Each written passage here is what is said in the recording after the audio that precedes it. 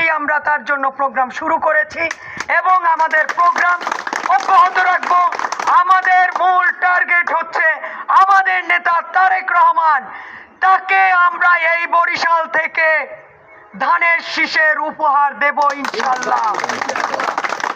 আমাদের নেতা তারেক রহমান বলেছেন এই দলটি তার সন্তানের মতন, সেই সন্তানকে আমরা হেরে যেতে দেব না।